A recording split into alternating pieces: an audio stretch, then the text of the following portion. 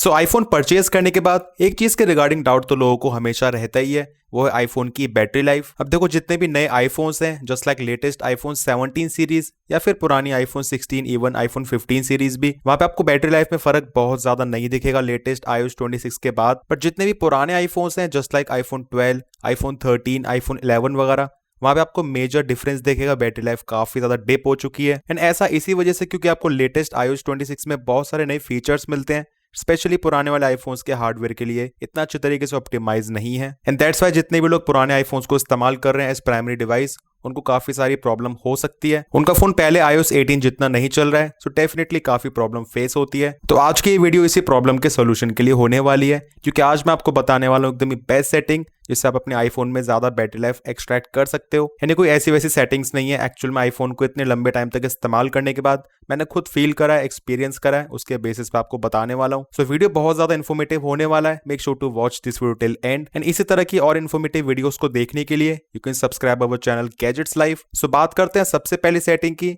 अब क्योंकि सबको शौक है 120 हर्ट्ज वाले आईफोन का, पर जिस आईफोन में 120 हर्ट्ज का प्रोमोशन डिस्प्ले होगा उसमें ये भी होगा, which is always on display. अब वैसे प्रो मॉडल्स में ये वाली चीज आईफोन 14 प्रो से आ रही है, बट इस साल क्योंकि यहाँ पे आपको आईफोन 17 में भी ऑलवेज ऑन डिस्प्ले का सपोर्ट देखने को मिल चुका है, तो आपके लिए जानना काफी ज्यादा जरूरी है दैट एक्चुअल में ये बैटरी लाइफ बहुत ज्यादा कंज्यूम करता है। एंड जितने भी लोग अपने आईफोन में यहाँ पे जो ये ऑलवेज ऑन डिस्प्ले है इसको ऑन रखते हैं, इस्तेमाल करते हैं, एक बार इसको बंद करके देखना, आपको बैटरी लाइफ में बहुत ज्यादा फर्क दिखेगा। अब मैं पर्सनली 14 प्रो मैक्स से 16 प्रो मैक्स तक इस्तेमाल कर चुका हूं, उसके बाद इस साल मैं 17 प्रो इस्तेमाल कर रहा हूं एंड मैंने इतने टाइम से यहाँ पे कभी भी AOD को इस्तेमाल नहीं करा है। हाँ, ये देखने में डेफिनेटली अच्छा लगता है, बट यहाँ पे मेन पर्पज है टाइम देखना एंड इसी के साथ नोटिफिकेशन देखना।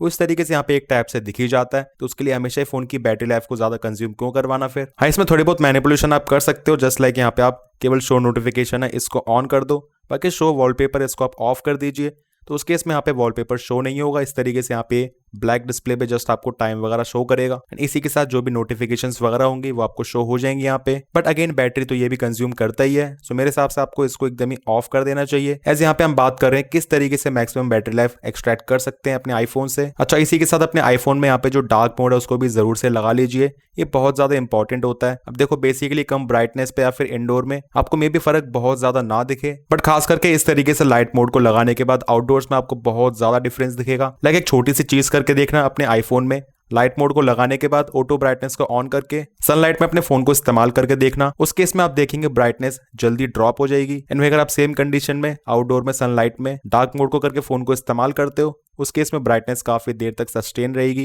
एंड ऐसा इसी वजह से क्योंकि लाइट मोड में यहाँ पे जो ब्राइटनेस है वो बहुत ज्यादा निकल रही है, बैटरी ज्यादा कंज्यूम हो रही है, फोन ज्यादा हीट हो रहा है, एज यहाँ पे डिस्प्ले पे व्हाइट पार्ट बहुत ज्यादा है एंड बहुत सारे पिक्सल्स यहाँ पे लाइट अप हो रहे हैं as compared to dark mode. And इसी वजह से यहाँ पे जो डार्क मोड है उसको निकाला गया था। सो बैटरी को सेव करने के लिए आपको हमेशा ही इसे ही इस्तेमाल करना चाहिए। इसके बाद बात करते हैं अगली चीज की, उसके लिए जाते हैं जर्नल में। देन उसके बाद यहाँ पे हम क्लिक करेंगे बैकग्राउंड ऐप रिफ्रेश में। सो यहाँ पे आपको ऊपर 3 ऑप्शन मिल जाते हैं, of, wifi and cellular data. अब वैसे आप इसको ऑफ भी कर सकते हो, बट इस केस में यहाँ पे जो बैकग्राउंड ऐप रिफ्रेश एकदम ही काम नहीं करेगा, जो कि समटाइम्स थोड़ा बहुत प्रॉब्लमेटिक हो सकता है, क्योंकि मे बी यहाँ पे हमें कुछ एप्लीकेशन के लिए जो बैकग्राउंड रिफ्रेश है वो चाहिए होता है। तो इस कंडीशन में यहाँ पे बेस्ट आप इसको कर लीजिए वाईफाई पे and wifi and cellular data पे मत करिए, क्योंकि ऑलरेडी सेलुलर डेटा बहुत ज्यादा यहाँ पे बैटरी कंज्यूम करता है एंड इसमें एप्लीकेशन बैकग्राउंड में रिफ्रेश होती रहेंगी, सो बैटरी बहुत ही ज्यादा कंज्यूम होती है। फिर इसको वाईफाई पे रखिए एंड इसी के साथ यहाँ पे जितनी भी एप्लीकेशंस है जस्ट उसको सेलेक्ट कर लीजिए, आप किस एप्लीकेशन को चाहते हो वो बैकग्राउंड में रिफ्रेश हो। अभी वैसे डिफॉल्ट तरीके से सारी ऑन होती हैं, बट आपको मेक श्योर करना आप एक एक करके इनको सेट कर लीजिए। फॉर एग्जांपल मैं नहीं चाहता हूँ यहाँ पे magic pin, make my trip and इसी के साथ इक्सिको ट्रेन्स ये बैकग्राउंड में चलता रहे हमेशा ही। लाइक ये सभी एप्लीकेशन ओकेजनल इस्तेमाल के लिए हैं, कभी कभी इस्तेमाल होती हैं एंड डेफिनेटली इस तरीके से एक एक एप्लीकेशन को ऑफ करने के बाद बैटरी लाइफ में बहुत ज्यादा इंपैक्ट आता है। अब इसके बाद जो नेक्स्ट चीज है मैंने नोटिस करा है वो बहुत ज्यादा बैटरी लाइफ कंज्यूम करती है, यहाँ पे डिफरेंस क्लियरली बहुत इजीली दिखता है, वो है लोकेशन सर्विसेज। इनफैक्ट मैं नोटिस करा जितने भी प्लस या फिर प्रो मैक्स वाले मॉडल्स होते हैं उसमें बैटरी लाइफ बहुत ज्यादा हैम्पर नहीं होती है लोकेशन सर्विसेज को हमेशा ही ऑन रखने के बाद। बट जितने भी कॉम्पैक्ट साइज के फोन्स होते हैं जस्ट लाइक 17 प्रो, 17, 16 प्रो वगैरह, उसमें लोकेशन सर्विसेज ऑन होने के बाद अच्छा खासा फर्क आ जाता है। अब वैसे सिक्योरिटी पर्पज के लिए यहाँ पे हमेशा इसको ऑन रखना काफी जरूरी है एंड इसे ऑन करने के बाद ही फाइंड माई वर्क करता है। सो आउटडोर में अगर आपका फोन खो जाता है, फिर चोरी वगैरह हो जाता है, तो बाहर जाने से पहले इसको ऑन करना काफी जरूरी है। अब मैं पर्सनली घर में लोकेशन सर्विसेज को ऑफ कर देता हूँ, ऐसा आपको मैंने बताया ये बैटरी लाइफ पे बहुत ज्यादा इंपैक्ट डालता है। एक बार आप ट्राई करके जरूर देखना एंड इस तरीके से शॉर्टकट क्रिएट कर लीजिए जैसे मैंने करा हुआ है, क्योंकि यहाँ पे आपको सेटिंग्स में जाने के बाद देन उसके बाद प्राइवेसी एंड सिक्योरिटी,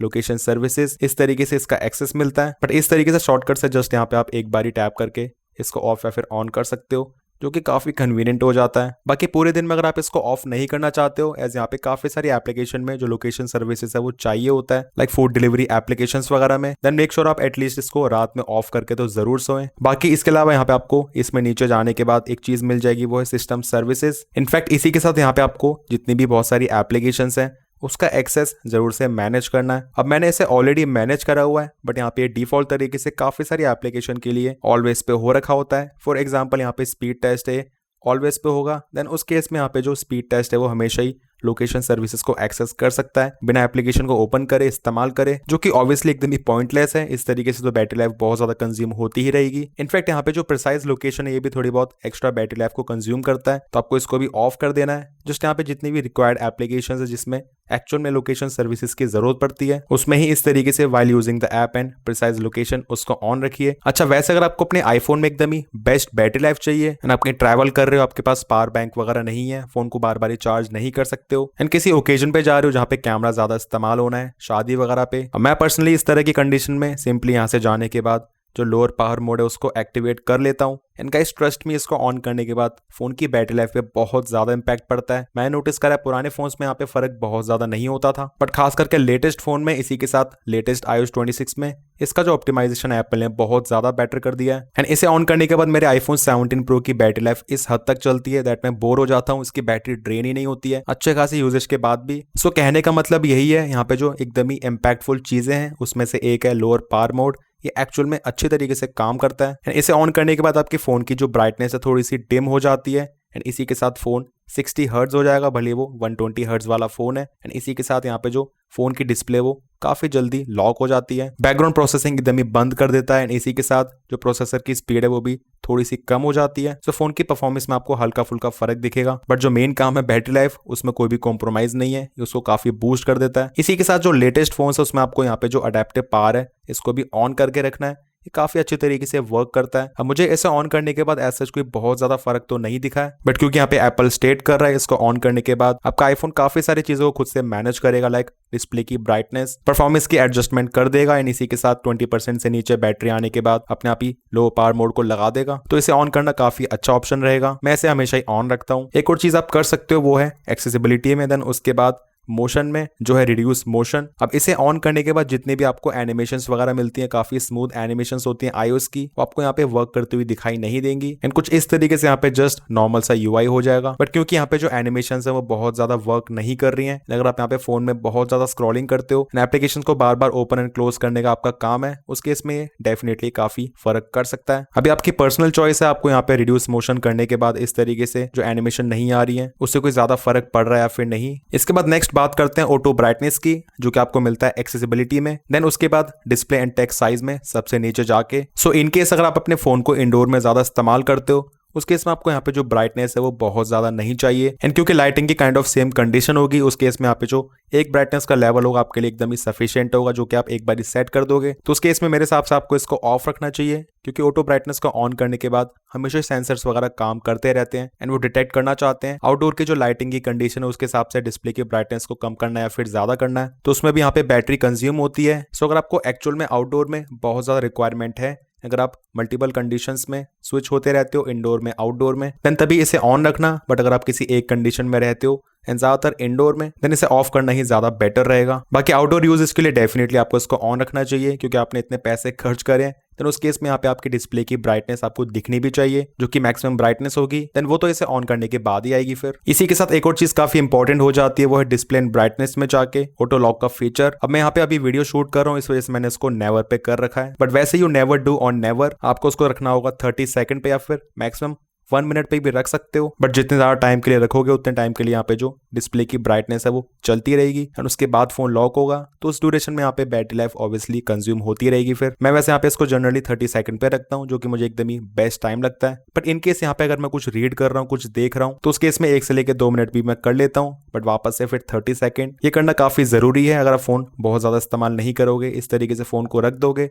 30 सेकंड में फोन जस्ट लॉक हो जाएगा। अब मैंने काफी सारे लोगों को देखा है, उनकी एक आदत होती है इस तरीके से एप्लीकेशंस को ओपन करने के बाद उनको जस्ट वो इस तरीके से यहाँ पे ऐसे किल करते रहते हैं एंड किल करते करते यहाँ पे वो कुछ भी नहीं छोड़ते हैं रिसेंट एप्स में। अब शायद आपको ऐसा लगता है यहाँ पे इस तरीके से एप्लीकेशन को क्लोज करने के बाद जो बैटरी लाइफ है वो कम कंज्यूम हो रही है क्योंकि यहाँ पे रिसेंट एप्स में से सब हमने हटा दिया है। बट शायद आपको ये नहीं पता, जब भी आप एप्लीकेशन को वापस से ओपन करोगे तो उस केस में प्रोसेसिंग पहले से बहुत ज्यादा लगेगी क्योंकि अब वो एप्लीकेशन नई तरीके से स्टार्ट होगी जिसमें वही सीपीयू जीपीयू रैम का ज्यादा यूजेज होगा एज कम्पेयर टू जब वो ऑलरेडी ओपन थी। एंड वैसे भी यहाँ पे जो iOS है वो बहुत ज्यादा स्मार्ट है। अगर आप किसी भी एप्लीकेशन को ओपन करने के बाद काफी टाइम तक उसको यहाँ पे यूज नहीं करते हो तो यहाँ पे जस्ट उसको वो एक काइंड ऑफ डेड कर देता है ना, वापस से यहीं से ओपन करोगे उस केस में वो फिर नई तरीके से ही खुलेगी। बस आपको यहाँ पे जस्ट वो शो हो रही है। अगर आपके फोन में बहुत सारी एप्लीकेशन बैकग्राउंड में जस्ट इस तरीके से आपको दिख रही है क्योंकि आपने बहुत ज्यादा इस्तेमाल नहीं करी है बहुत टाइम से, देन उनको आप सिंपली यहाँ पे इस तरीके से क्लियर आउट कर सकते हो। बट जिनको आप रिसेंटली इस्तेमाल कर रहे हो बार बार ही, उसको क्लियर करने के बाद फिर वापस से दोबारा ओपन करने का कोई भी सेंस नहीं है। उनको आप जस्ट एज इट इज यहाँ पे मेमोरी में रहने दीजिए जो कि ज्यादा बेटर रहेगा। अब सेटिंग्स में सेलुलर में जाने के बाद यहाँ पे आपको दिखेगा वॉइस एंड डेटा। काफी सारे लोग इसको यहाँ पे 5G ऑन पे कर लेते हैं रेदर देन 5G ऑटो, क्योंकि उन्हें लगता है यहाँ पे 5G ऑन पे रखने के बाद हमेशा ही 5G इस्तेमाल होगा। बट आप एक चीज को समझिए दैट कहीं कहीं यहाँ पे जो 5G है वो अवेलेबल नहीं होता है, देन उस कंडीशन में भी आपका फोन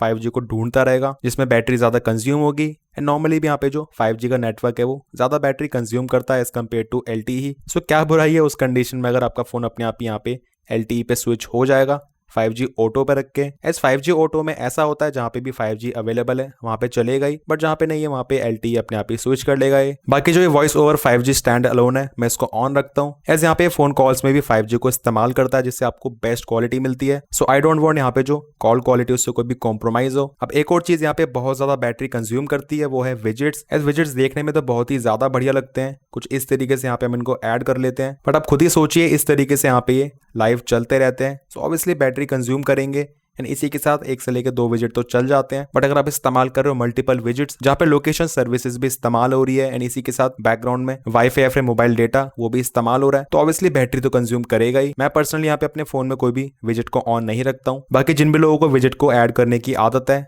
आप यहाँ पे ट्राई करें, जितने भी आपके इस्तेमाल के एक्चुअल में वही विजेट है उनको इस्तेमाल करें एंड बाकी अननेसेसरी विजेट्स को आप सिंपली रिमूव कर सकते हैं। अब लॉन्ग टर्म में बैटरी हेल्थ को मेंटेन करने के लिए यहाँ पे कुछ चीजें जरूर से होती है। जस्ट लाइक यहाँ पे हम जाते हैं बैटरी में, देन उसके बाद बैटरी हेल्थ में अभी आप देखेंगे 17 प्रो की बैटरी हेल्थ 100% है, साइकिल काउंट है 73 एंड चार्जिंग में जाने के बाद यहाँ पे आपको इस तरीके से कुछ सेटिंग्स मिल जाती हैं। हाँ, जो ऑप्टिमाइज बैटरी चार्जिंग है उसको आपको हमेशा ही ऑन रखना है एंड यहाँ पे आपको जो अलग अलग चार्ज लिमिट मिल जाती है 80% पे यहाँ पे ग्रीन कलर से बना हुआ है। इसका सिंपल सा मतलब यहाँ पे जो सेफेस्ट ऑप्शन है वो 80% है। लाइक फोन को चार्ज पे लगाने के बाद आपका फोन मैक्सिमम 80% तक ही चार्ज होगा, जो कि वैसे तो लॉन्ग टर्म में आपकी बैटरी हेल्थ के लिए बहुत ज्यादा बढ़िया रहता है, बट मुझे ये चीज बिल्कुल भी पसंद नहीं है। ऐसा लगता है फोन पूरा चार्ज ही नहीं हुआ है तो हमें यहाँ पे जो बैटरी लाइफ है ऑब्वियसली कम ही मिलेगी। फिर मैं अपने फोन को हमेशा ही पूरा 100% तक चार्ज करता हूँ या फिर कम से कम 95%। इस प्रॉब्लम की बात फोन को पूरा चार्ज करना नहीं है बल्कि एक्चुअल में जो हीट है वो होता है। सो मेक श्योर फोन को चार्ज करते टाइम ज्यादा इस्तेमाल ना करें, वीडियो कॉल गेमिंग वगैरह इस तरीके से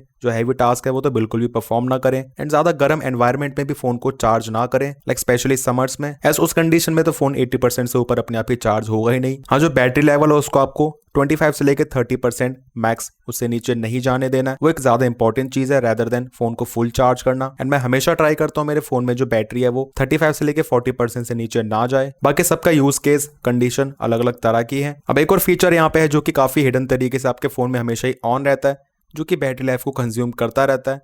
आपको सेटिंग्स में जाने के बाद यहाँ पे सर्च करना होगा शेक एंड यहाँ पे आपको क्लिक करना होगा शेक टू अंडू पे। अब मैंने इसको ऑफ करा हुआ है बट ये डिफॉल्ट तरीके से यहाँ पे ऐसे ऑन आता है एंड ये वाला फीचर काफी सारे जगह पे काम करता है। जस्ट लाइक नोट्स एप्लीकेशन में यहाँ पे मैं कुछ भी टाइप कर देता हूँ, इस तरीके से अपने फोन को शेक करता हूँ। यहाँ पे आप देखेंगे अंडू टाइपिंग, तो अंडू पे क्लिक करने के बाद यहाँ पे जो मैंने पहले टाइप करा था उसको कर देगा एंड वापस से इस तरीके से करने के बाद अंडू या फिर रीडू टाइपिंग इस तरीके से आपको चीजें मिल जाती हैं। अब फीचर तो बहुत ही ज्यादा अच्छा है बट यहाँ पे सेंसर्स हमेशा ही काम करते रहते हैं, वो डिटेक्ट करते रहते हैं कब अपने फोन को आप शेक करेंगे उसके बाद यहाँ पे ये पॉपअप शो करे। तो मैं इसको यहाँ पे हमेशा ही ऑफ रखता हूँ। आपने नोटिस करा होगा आपके आईफोन में बहुत सारी नोटिफिकेशंस यहाँ पे इस तरीके से शो होती रहती हैं, वो भी उन सारी एप्लीकेशन की जो कि हम एक बार इंस्टॉल करने के बाद भूल जाते हैं, इस्तेमाल नहीं करते हैं। अब इतनी सारी एप्लीकेशन की नोटिफिकेशंस को देखने के बाद यहाँ पे हम एक बार इस तरीके से क्रॉस कर देते हैं, वो चली जाते हैं बट वापस से फिर वो अगले दिन आती रहती हैं। तो उसका बेस्ट सोल्यूशन है या तो आप उस तरीके से जो एप्लीकेशन है जो कि आप इस्तेमाल नहीं कर रहे हो उनको डिलीट कर दो, बट डिलीट नहीं करना चाहते हो, आपको लगता है कभी कभार उसको इस्तेमाल कर सकते हैं, देन जो उनकी नोटिफिकेशन उसको जरूर से ऑफ कर दीजिए, क्योंकि यहाँ पे जिस तरीके से नोटिफिकेशन आती रहती हैं सारी एप्लीकेशंस की, वो ऑब्वियसली बैटरी लाइफ को कंज्यूम करती हैं। लाइक यहाँ पे आप देखेंगे मैंने जो नोटिफिकेशंस में जाने के बाद